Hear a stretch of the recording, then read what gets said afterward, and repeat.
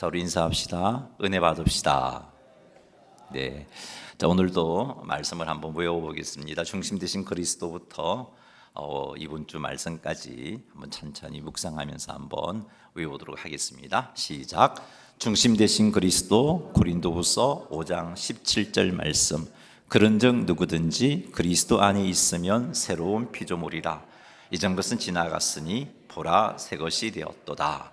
중심 되신 그리스도, 갈라디아 2장 20절 말씀. 내가 그리스도와 함께 십자가에 못 박혔나니 그런즉 이제는 내가 사는 것이 아니요 오직 내 안에 그리스도께서 사시는 것이라. 이제 내가 육체 가운데 사는 것은 나를 사랑하사 나를 위하여 자기 자신을 버리신 하나님의 아들을 믿는 믿음 가운데 사는 것이라. 아멘. 그리스도께 순종. 로마서 12장 1절 말씀. 그러므로 형제들아 내가 하나님의 모든 자비하심으로 너희를 권하노니 너희 몸을 하나님이 기뻐하시는 거룩한 산 제물로 드리라. 이는 너희가 드릴 영적 예배니라. 그리스도께 순종. 요한복음 14장 21절 말씀. 나의 계명을 지키는 자라야 나를 사랑하는 자니 나를 사랑하는 자는 내 아버지께 사랑을 받을 것이요 나도 그를 사랑하여 그에게 나를 나타내리라. 말씀. 디모데후서 3장 16절 말씀. 모든 성경은 하나님의 감동으로 된 것으로 교훈과 책망과 바르게 함과 의로 교육하기에 유익하니. 말씀. 여호수아 1장 8절 말씀.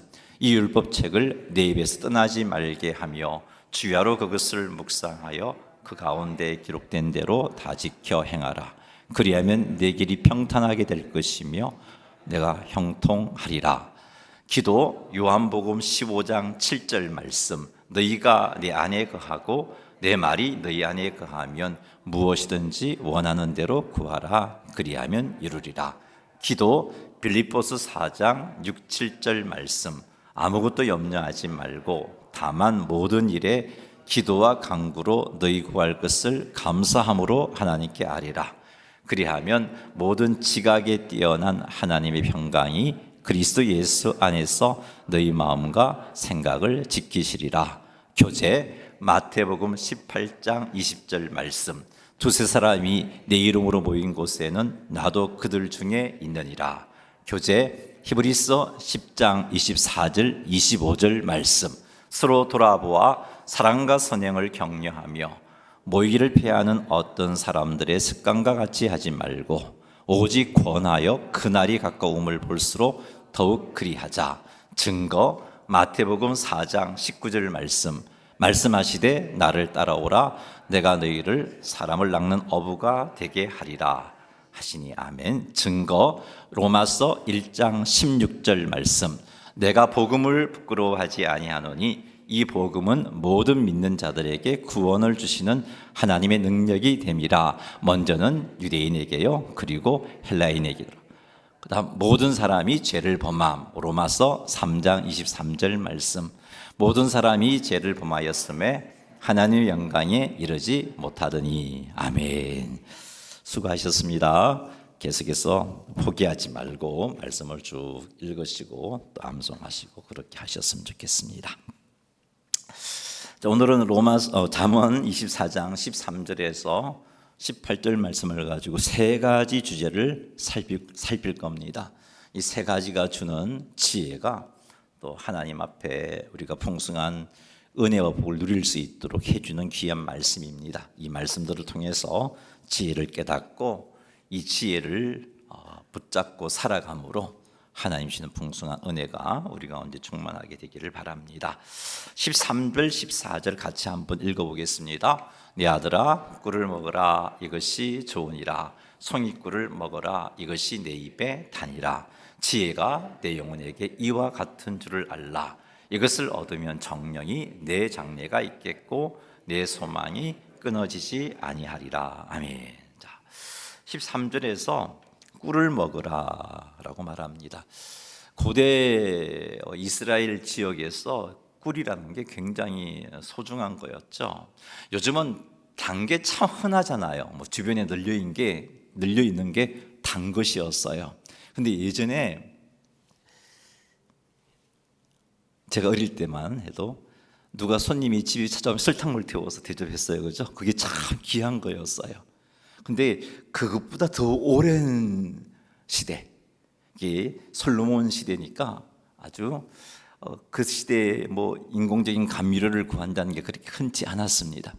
근데 꿀이라는 게 굉장히 단 음식이었고 좋은 거였고 귀한 거였고 몸에 참 유익하다고 그렇게 생각했던 그 시대. 그래서 이 솔로몬이 이 13절을 통해서 내 아들아 꿀을 먹으라, 이것이 좋으니라, 이것이 너에게 너의 몸에 좋다, 이런 말을 하고 있는 거죠. 그 다음에 송이꿀이라는 게 뭐냐 하면은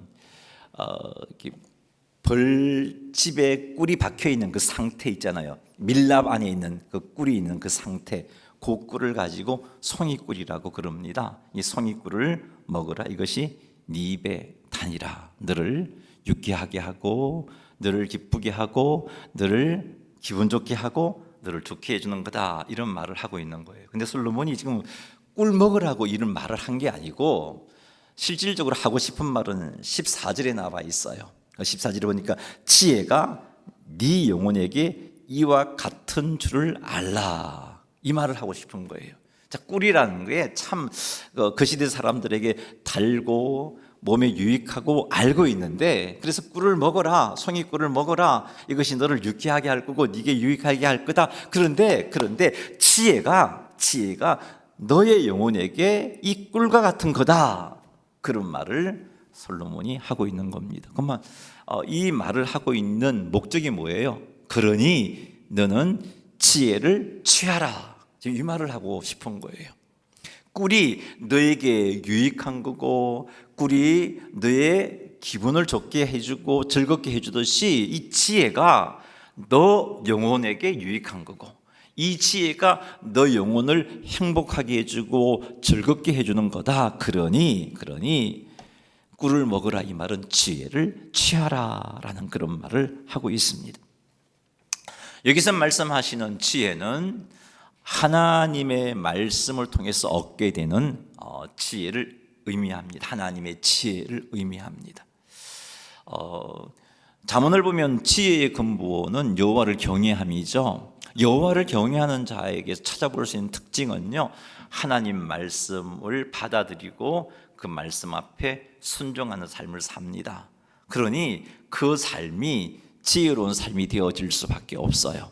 하나님을 경외하니까 그 말씀을 받아들이고 그 말씀을 쫓아 순종하며 살아가니까 그의 삶이 지혜로울 수밖에 없는 거죠. 그래서 여호와를 경외함이 지혜의 근본이라고 말씀을 하시고 있는 겁니다. 자, 그런데 이 오늘 잠언 24장 13절 14절에 나와 있듯이 꿀을 먹어라, 지혜를 취하라 그랬는데, 어떻게 하면 우리는 지혜를 취할 수 있는가? 그것은 하나님의 지혜가 기록되어 있는 말씀을 통해서 지혜를 취할 수가 있습니다. 그 말씀을 우리가 가까이 할 때, 그 말씀을 통해서 그 말씀을 읽고 듣고 묵상하는 그 과정들이 우리가 지혜를 먹는 과정이에요. 우리 영혼이 지혜를 먹는 과정이에요. 우리가 이렇게 하나님의 말씀을 가까이 하여 읽고 듣고 묵상할 때 우리 영혼이 그것을 먹게 되므로 우리 영혼의 입에 달다라는 의미는 우리 영혼을 즐겁게 해준다는 겁니다. 우리 영혼에 기쁨이 충만하게 해준다는 겁니다. 우리 영혼이 지치지 않게 해준다는 거예요. 사울과 요나단이 전쟁을 치를 때 블레셋과의 전투에서 굉장히 지쳤어요. 사울왕은 적을 칠 때까지 꿀을 먹지 말라, 뭐 아무것도 먹지 말라 그랬는데, 요나단이 전쟁 중에 지쳐 있는 군인들을 보고 왜 니네들 그렇게 지쳐 있느냐, 여기는 꿀을 먹어라. 그러면서 요나단이 꿀을 취해서 먹죠.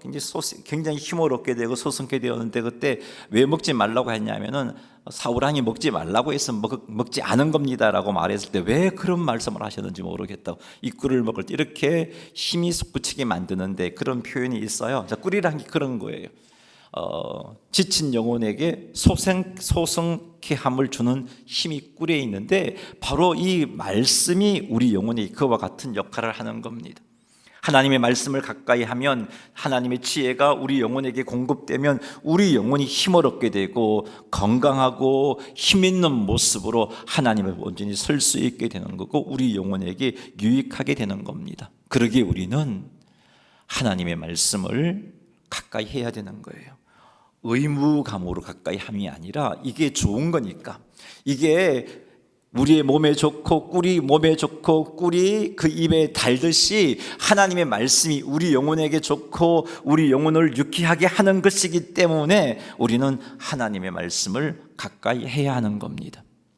하나님의 말씀을 가까이 하게 되면 지혜를 얻게 되고, 우리가 이 지혜를 얻게 되면 14절에 이런 말씀이 있죠. 이것을 얻으면 정령이 내 장래가 있겠고 내 소망이 끊어지지 아니하리라 그랬어요. 지혜를 얻게 되면 내 장래가 있다는 겁니다. 삶이 헛되지 않게 된다는 겁니다. 여러분, 우리가 아담이 타락한 이래로 이 질서가 흐트러져 버렸어요. 그래서 사람이 수고하고 땀 흘려도 그 수고하고 땀 흘린 만큼의 대가를 지는 게 참 어려운 시대입니다. 그런데 우리가 사는 세상이 그렇다 보니까 열심히 살지만 이 열심이 내 삶을 성공으로 이끌지 실패로 이끌지 우리는 장담하지 못하고 불안해한단 말이에요. 그런데 여러분, 오늘 말씀을 보니까 내 장래가 있다는 말은 하나님의 지혜를 우리 영혼이 공급받게 되면, 그 지혜를 공급받게 되면 우리가 열심히 살아온 삶이 헛되지 않게 된다는 겁니다. 우리의 수고가 헛되지 않게 된다는 겁니다. 우리가 어떤 일을 만날는지 모르고 또 우리가 내 능력 밖의 문제를 만날 수도 있지만, 그러나 하나님의 지혜를 우리 영혼이 공급받게 되면 장래가 있다. 그 수고가 헛되지 않아서 삶이 열매를 맺게 된다라고 약속해 주고 계신 거예요. 여러분, 험한 세상 가운데 우리가 정말 의미 있는 삶을 살기를 원한다면, 우리의 수고가 헛되지 않기를 원한다면 우리는 끊임없이 하나님의 지혜를 공급받아야 되는 거예요. 하나님의 말씀을 가까이 함으로, 말씀을 읽고 듣고 묵상함으로 공급받아야 우리의 장래가 있게 되고, 그리고 우리의 소망이 끊어지지 않게 된다. 하나님이 약속하신 그 비전과 소망을 온전히 받아 누릴 수 있게 된다라고 약속하고 계신 겁니다. 여러분, 이런 체험을 하는 사람은요, 하나님의 말씀이 송이꿀과 같은 그런 은혜를 맛보게 되는 겁니다. 하나님의 말씀이 꿀과 송이꿀처럼 달게 느껴지게 되는 것이에요. 그러니 사랑하는 성도 여러분, 오늘 이 말씀, 꿀을 먹으라는 이 권면의 말씀을, 하나님의 말씀을, 하나님의 지혜를 받아들여라는 말씀으로 여러분들이 받고, 이 말씀 앞에 순종하기 위해서 주의 말씀을 읽고 듣고 묵상하는 일에 힘쓰시기 바랍니다. 주의 말씀 앞에 설 때마다 성령 하나님께 도움을 청하십시오. 깨닫게 해달라고. 말씀을 들으면서도 성령님께 도움을 청하십시오. 깨닫게 해달라고. 그리고 또 한 가지 더 기도하십시오. 하나님, 이 말씀을 읽을 때, 이 말씀을 묵상할 때 이 말씀이 내게 송이꿀처럼 달다는 그런 체험을 할 수 있게 해주십시오 라고 기도하시기 바랍니다. 그렇게 기도하셔서 참으로 말씀을 통해서 즐거움을 누리고, 말씀을 통해서 우리의 영혼이 강건해지고, 나아가 우리의 장래가 있고 우리의 소망이 끊어지지 않는 그런 복과 은혜를 받아 누리시는 성도님들이 다 되시기를 주님의 이름으로 축원합니다. 13절 14절 말씀이 주시는 지혜는 하나님의 말씀을 가까이 하라는 겁니다. 그게 우리에게 좋고 그것이 우리 영혼을 기쁘게 한다는 말씀이고요. 자, 15절 16절 두 번째 지혜를 한번 살펴보겠습니다. 잠언 24장 15절 16절 한번 읽어보죠. 악한 자여 의인의 집을 엿보지 말며 그가 쉬는 처소를 헐지 말지니라. 대저 의인은 7번 넘어질지라도 다시 일어나려니와 악인은 재앙으로 말미암아 엎드러지느니라. 아멘.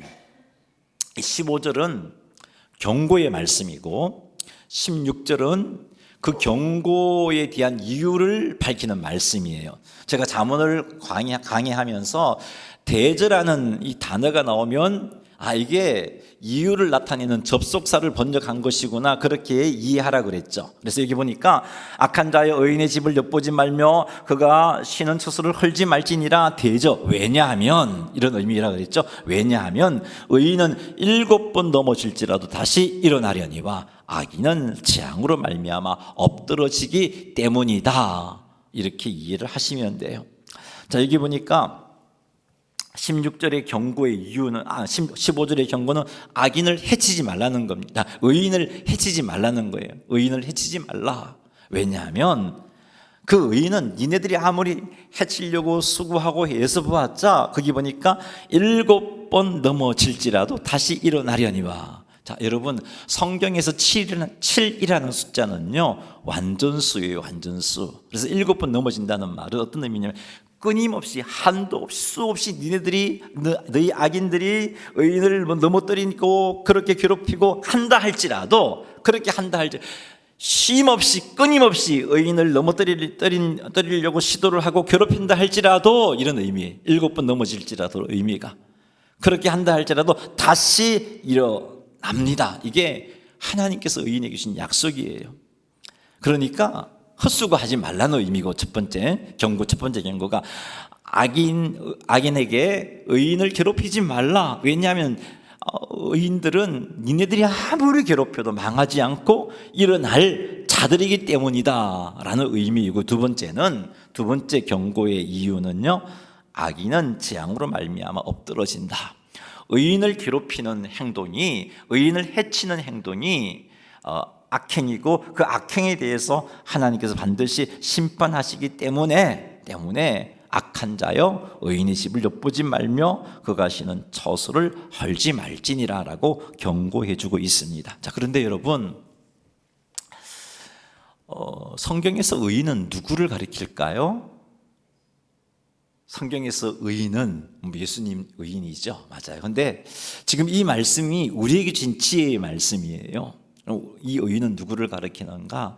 구약의 개념을 따라본다면 하나님을 경외하고 악에서 떠난 자가 의인이고요, 신약의 개념을 가지고 설명해 본다면 예수 그리스도를 나의 주 나의 하나님으로 믿는 자가 의인입니다. 그 의인에게 주신 약속이 뭐예요? 결코 망하지 않는다는 약속을 해주고 있습니다.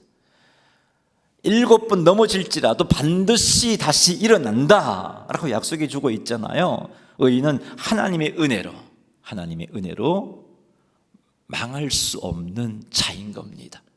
사랑하는 성도 여러분 예수님을 구주와 주님으로 믿으십니까?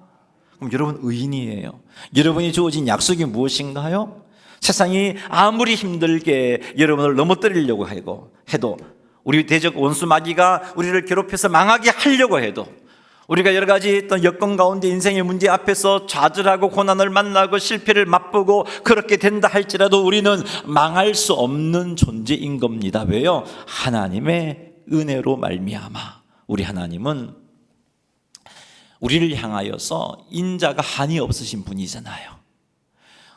하나님이 인자가 한이 없기 때문에 우리는 때때로 하나님의 마음을 아프기도 하고 하나님의 마음에 들지 않는 생각도 하고 행동도 하지만, 그럼에도 불구하고 하나님은 우리를 사랑하시잖아요. 하나님의 그 약속에 근거한 그 인자, 헤세드가 우리에게 부어지고 있기 때문에 우리는 넘어질지라도 일어나게 되는 거예요. 그 예가 무엇인가요? 이스라엘 백성들이 바벨론의 포로로 끌려갔지만 회복되었잖아요. 그리고 하나님은 지금 그들이 예수 그리스도를 온전히 믿지 않고 있지만 하나님의 약속에 의해서 그들이 돌아오게 되어 있어요. 그게 주님이 들이말 징조 가운데 하나이죠. 그들이 회복되어져요. 그들만 그런가요? 우리도 하나님의 백성, 아브라함의 후손들이란 말이죠. 우리도 회복되어지게 되어 있어요. 그게 하나님의 약속입니다. 인생의 수많은 역경을 만난다 할지라도, 인생의 실패를 만난다 할지라도, 아니면 우리의 신앙 때문에 우리가 정말 엄청난 핍박을 당하고 엄청난 어려움의 자리에 떨어진다 할지라도 우리 하나님께서 우리를 붙잡고 계시기 때문에, 우리 하나님께서 우리를 다시 세워주실 것이기 때문에 우리는 망하지 않을 자들인 겁니다. 그러니 여러분, 실패 앞에, 고난 앞에 낙심하지 마십시오. 보이지 않는 그런 미래 앞에 두려워 떨지 마십시오. 나의 연약함 앞에, 나의 부족함 앞에 그것 때문에 낙심하고 포기하려고 하지 마십시오. 우리는 의인이잖아요. 의인은 하나님이 반드시 붙잡으십니다. 인도하시고 이렇게 세워주시고 마침내 승리할 수 있도록 이끌어 가셔요. 그게 우리들인 겁니다. 이게 하나님의 약속이에요. 이 약속을 붙잡고 소망 가운데 인내하시기 바랍니다. 낭망하지 마세요. 포기하지 마세요. 믿음 포기하지도 마시고 약속 포기하지도 마세요. 우리 의인이잖아요. 의인은 7번 넘어질지라도 다시 일어나게 되어 있는 존재인 겁니다. 우겨삼을 당하여도 쌓이지 않는 존재가 누구라고요? 성도 아닙니까? 그게 우리들이잖아요. 반드시 일어서게 되어 있어요. 그러니 사랑하는 성도 여러분, 낭망하지 말고 주님 바라보고 주 의지하는 가운데 소망 붙잡고 마침내 하나님이 약속해 주신 이 복을, 이 은혜를 온전히 누리시는 성도님 되시기를 주의 이름으로 축복합니다. 두 번째 경고를 살피겠습니다. 의인을 해치지 말라. 왜냐하면 그 악한 자들에 대해서 하나님께서 반드시 심판하실 것이기 때문이다. 재앙으로, 악인은 재앙으로 말미암아 엎드러지기 때문이다. 그 말이 그런 의미인 거예요. 여러분, 그런데 여러분, 우리는 아직 구원이 완성이 되지 못한 존재이다 보니까 죄성의 지배를 받아요. 깨어있지 않으면 제가 끄는 대로 끌려가게 되어 있어요. 열심히 자전거가 잘 달려가고 있는데 페달 밟기를 멈추게 되면 얼마 가지 않아서 쓰러지게 되어 있어요. 그것과 마찬가지로 우리가 열심히 하나님을 사랑하고 은혜를 체험하고 성령 충만했다 할지라도 이 성령 충만함을 유지하고 하나님과의 친밀한 관계 속에서 깨어있지 아니하면 죄성의 지배를 받게 되어 있어요. 그래서 우리의 육체의 욕심이 꿈틀거릴 때 이 육체의 욕심을 다스리지 못하게 되어버립니다. 그러면 어떻게 돼요? 우리도 때때로 의인들에게 해를 끼치는 말과 생각과 행동을 할 수도 있어요. 성도인 우리가 또 다른 성도에게, 의인이잖아요, 그들을 해코지하는 일을 할 수도 있단 말이에요. 죄성에 끌려서. 그래서 우리는 늘 깨어 있어야 되고, 오늘 이 말씀의, 이 경고의 말씀을 우리는 잊지 말아야 돼요. 의인을 해치지 말라 그랬어요. 해치려고 엿보지도 말고 계획하지도 말라고 하셨어요. 그 일에 대해서 하나님은 반드시 엎드리신다. 그 악행을 행하는 자를 엎드리신다라고 말씀하고 계시기 때문에 우리는 이 경고의 말씀을 기억하고 늘 깨어 있어야 돼요. 그렇지 않으면 내 죄성에 끌려서, 내 이 나쁜 감정에 끌려서, 해코지를 하는 행동에 동참할 수도 있게 돼요. 그러니 우리는 늘 깨어 있어서 이런 의인을 해치려는 이런 옳지 못한 생각과 감정에 동화되지 않고 휩싸이지 않고 구별되게 살아갈 수 있게끔 해야겠습니다. 그러기 위해서는 깨어 있어야 돼요. 깨어 있어서 성령 충만함을 쫓아서 이 육체의 욕심이 꿈틀거릴 때 성령님을 따라 행함으로 육체의 욕심을 다스리는 그런 성도님들이 다 되시기를 주님의 이름으로 축원합니다. 마지막 한 가지 살피겠습니다. 17절과 18절 말씀 읽겠습니다. 내 원수가 넘어질 때에 즐거워하지 말며 그가 엎드러질 때에 마음에 기뻐하지 말라. 여호와께서 이것을 보시고 기뻐하지 아니하사 그의 진노를 그에게서 옮기실까 두려우니라. 아멘. 자, 이 17절과 18절 말씀은 원수가 고통당하는 것을 보고 기뻐하는 것, 하나님이 기뻐하지 않으신다. 그러니 그렇게 하지 말라. 이게 지혜다라고 가르쳐주고 있어요.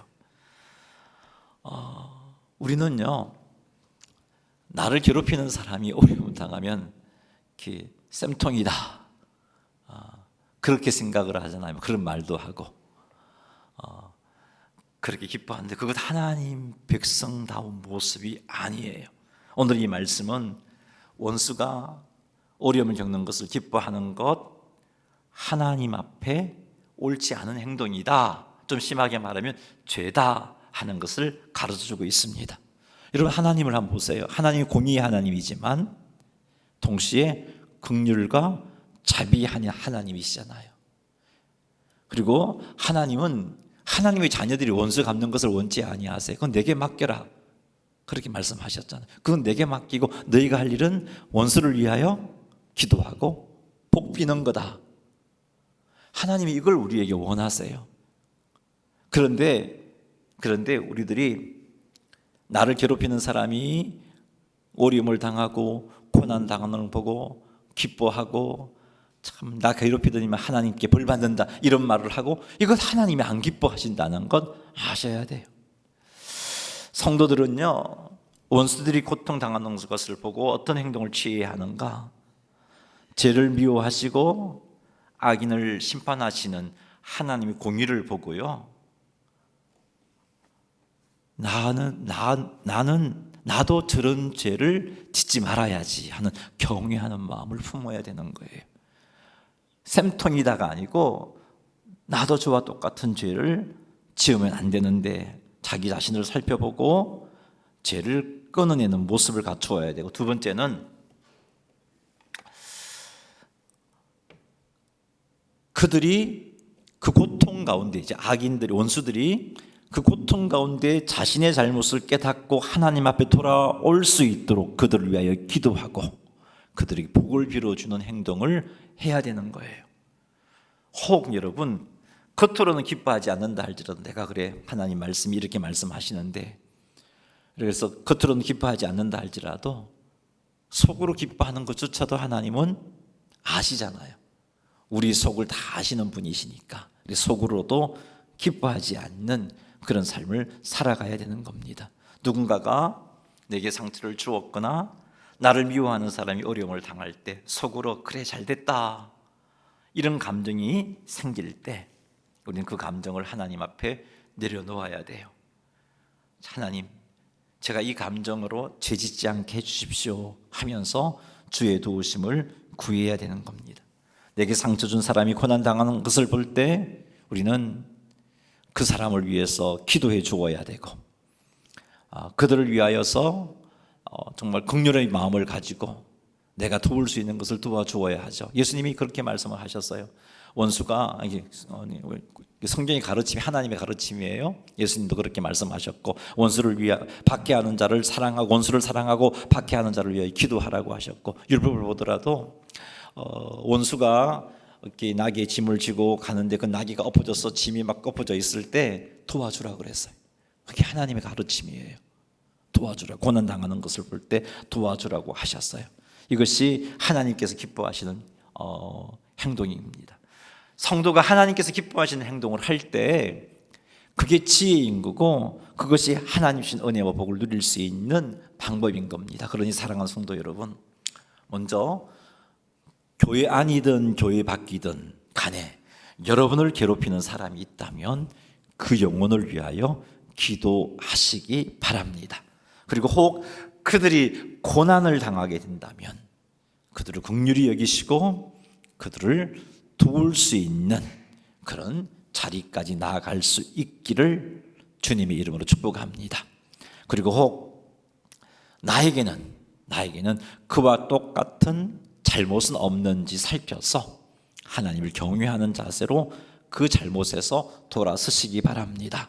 혹 그들이 고난당하는 것을 보고 기뻐하는 감정이 일어난다면 그 감정을 하나님 앞에 내려놓고 주의 도우심으로 감정을 다스림으로 하나님 앞에 온전히 설 수 있는 그런 삶을 살아가시는 성도님들이 다 되시기를 주님의 이름으로 축원합니다. 교회 소식 전하겠습니다.